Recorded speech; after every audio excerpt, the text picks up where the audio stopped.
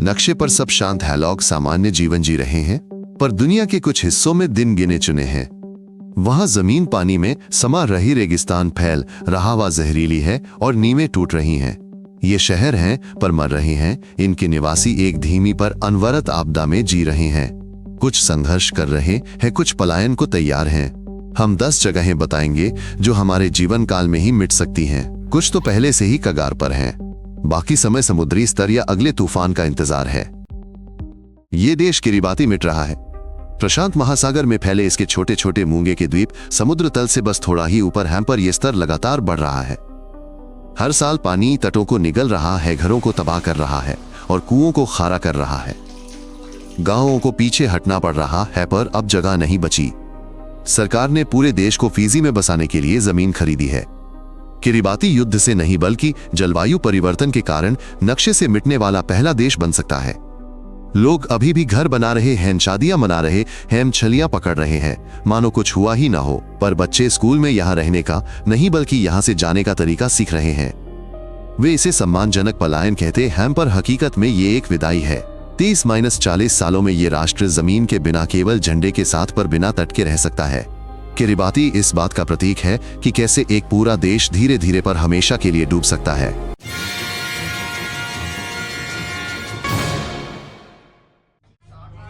जबकि पर्यटक जलमग्न सैन मार्को स्क्वायर पर तस्वीरें खींचते हैं, वेनिस सचमुच डूब रहा है। कीचड़ भरे नरम तल में धसी लकड़ी की खूंटियों पर सदियों से टिका ये शहर अब समुद्र की चपेट में है। नहरें भर रही हैं, घर धस रहे हैं, नींव ढह रही है और जलस्तर हर साल बढ़ रहा है। मोसे सुरक्षा प्रणाली भी ठीक से काम न करने के कारण केंद्र को नहीं बचा पाती। हर ज्वार पर चौक तहखाने और दुकानें डूब जाते हैं, दीवारें नम होती हैं, नक्काशी और प्लास्टर उखड़ने लगते हैं। कई इमारतें अब खाली हैं, मरम्मत असंभव है, स्थानीय लोग पलायन कर रहे हैं। पर्यटक इसे नहीं देखते, वे दरारों के बजाय केवल बाहरी सुंदरता देखते हैं। वेनिस किसी आपदा से नहीं बल्कि नमी और समय से मर रहा है। कुछ दशकों में यह शहर शायद एक जलमग्न संग्रहालय बन जाए, सुंदरता का नहीं बल्कि प्रकृति के सामने हमारी लाचारी का प्रतीक। नुआकशॉट ऐसी राजधानी है जिसे पानी नहीं बल्कि रेत निगल रही है। सहारा इतनी तेजी से शहर की ओर बढ़ रहा है कि एक पीढ़ी में ही कई इलाके रेत के टीलों के नीचे दब गए हैं। रेत खिड़कियों से अंदर आती है, सड़कें, आंगन, स्कूल सब रेत से भर जाते हैं। लोग अपने घरों को बोरियों से घेरते हैं, स्थायी बैरिकेड्स बनाते हैं, लेकिन हवा का जोर ज्यादा है। यहाँ पानी बाहर से आता है, वह भी समय सारिणी के अनुसार। घंटों बिजली नहीं रहती और सीवर तो है ही नहीं। रेतीले तूफान लगभग रोज आते हैं। शहर का केंद्र सिकुड़ रहा है और उपनगर वीरान हो गए हैं। अंतर्राष्ट्रीय संगठनों ने नुआकशॉट को उन शहरों की सूची में डाल दिया है जिन्हें मरुस्थलीकरण के कारण सीधे तौर पर लुप्त होने का खतरा है। अगर जलवायु परिवर्तन जारी रहा तो यह शहर धूल में गायब हो जाएगा, चुपचाप, बिना किसी धमाके के। बस एक नक्शा होगा और उस पर एक खाली जगह जहां कभी राजधानी खड़ी थी। अलास्का के उत्तर में बिल्कुल समुद्र के पास एक ऐसा गांव है जिसके पास अब ज्यादा समय नहीं बचा है। शिश्मारेफ एक गांव है जो परमाफ्रॉस्ट स्थायी रूप से जमी हुई मिट्टी पर बना है, लेकिन परमाफ्रॉस्ट पिघल रहा है। हर साल तट ढह जाता है, लहरें मिट्टी को खा जाती हैं और घर चरमराकर नीचे धंस जाते हैं। सड़कें खतरे में हैं। तूफान और भी तेज हो गए हैं और अब वो बर्फ नहीं रही जो तट की रक्षा करती थी। स्थानीय निवासी इनुइट हैं जिनके पूर्वज सदियों से यहां रहते आए हैं। वे जाना नहीं चाहते, लेकिन लगभग कोई विकल्प बचा ही नहीं है। अमेरिका ने पुनर्वास योजना को मंजूरी दे दी है, लेकिन धन की कमी है। गांव को स्थानांतरित करना महंगा और जटिल है। लोग ये जानते हुए भी वहां रह रहे हैं कि उनका घर किसी भी शीतकालीन ज्वार में गायब हो सकता है। शिश्मारेफ पहला है, लेकिन आखिरी नहीं। आगे दर्जनों ऐसे ही और गांव हैं जो जल्द ही मिट जाएंगे।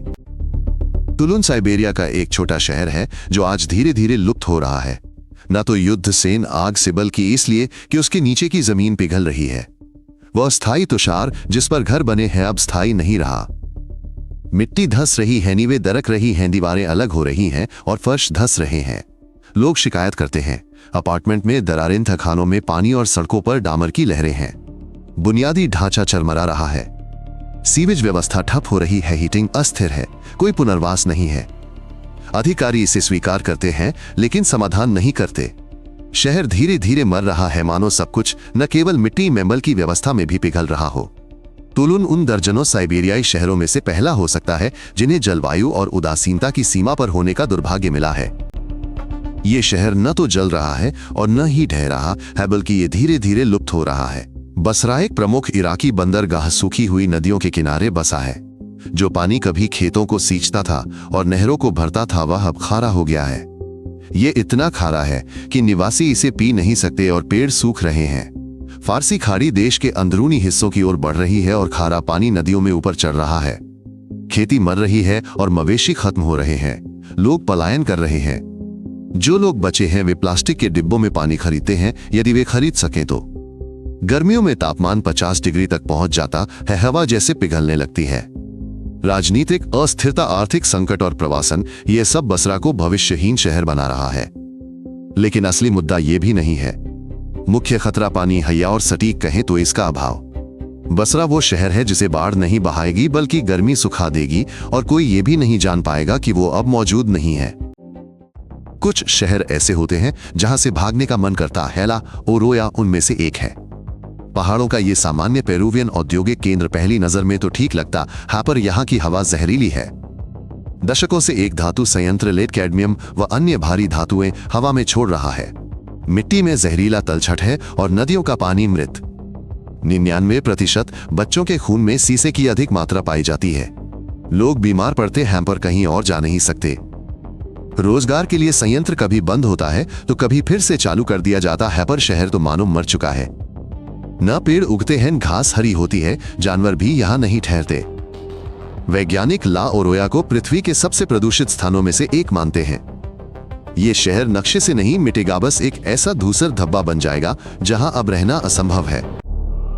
कुछ शहर सदियों में गायब हो जाते हैं और कुछ पल भर में।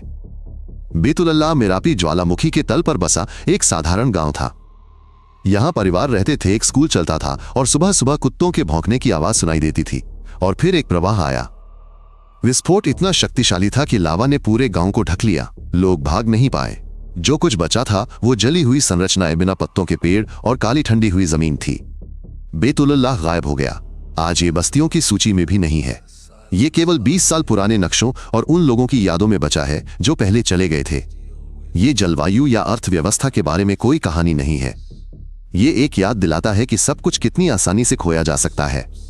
एक रात और शहर का अस्तित्व मिट जाता है। ये एक शहर नहीं, ये दर्जनों लुप्त होते गांव है। अमेज़न विलुप्त हो रहा है, इसके साथ ही वे भी जो सदियों से इसमें रह रहे थे। जनगणना में शामिल ना हो पाए स्वदेशी लोग अपनी जमीन, पानी, जंगल खो रहे हैं। उनके घर आग में जल जाते हैं। गांवों को निर्माण के लिए ध्वस्त किया जाता है। सोने के खनन से निकला पारा नदियों को जहरीला बना रहा है और पीढ़ियों से खाई जाने वाली मछली जहरीली हो गई है। गांव इसलिए नहीं गायब हो रहे कि उन्हें ढहाया जा रहा है, बल्कि इसलिए कि उनमें अब कोई नहीं जी सकता। लोग शहरों में चले जाते हैं जहां वे कुछ भी नहीं रह जाते। पिछले 10 सालों में ऐसे कितने गांव गायब हुए, इसका कोई हिसाब नहीं। सैटेलाइट तस्वीरों में जंगल के बीच सिर्फ नंगे धब्बे दिखते हैं और उनके नीचे जीवन, भाषाओं और संस्कृतियों के अवशेष हैं जो अब कभी वापस नहीं लौटेंगे। कुछ शहर ऐसे होते हैं जो प्रकृति से नहीं बल्कि उदासीनता से मरते हैं। गिनी बिसाऊ की राजधानी इसका एक उदाहरण है। ये कोई आपदा नहीं बल्कि सड़न है। बुनियादी ढांचा चरमरा गया है। पानी अनियमित रूप से आता है और हफ्तों तक बिजली नहीं होती। अस्पताल खाली है और स्कूल केवल कागजों पर मौजूद है। लोग बिना छत वाले घरों में रहते हैं, आग पर खाना पकाते हैं। गलियां झाड़ियों से अटी पड़ी हैं और सरकार बस काम नहीं करती। युवा पलायन कर रहे हैं। कोई सेनेगल जा रहा है, कोई यूरोप और कोई नाव से कहीं नहीं। बाकी लोग एक वीरान शहर की तरह जीवन जी रहे हैं, बिना पुलिस, बिना डॉक्टरों, बिना सड़कों के। ये एक ऐसे देश की राजधानी है जिसका लगभग कोई अस्तित्व नहीं है। और एक दिन ये किसी विस्फोट या आग से नहीं बल्कि बस नक्शे से गायब हो जाएगी, एक ऐसे शहर के रूप में जहां अब कोई नहीं बचा है। क्या ये दिलचस्प था? 10 मिनट चैनल को सब्सक्राइब करें। हमारे पास सब कुछ संक्षिप्त और सटीक होता है।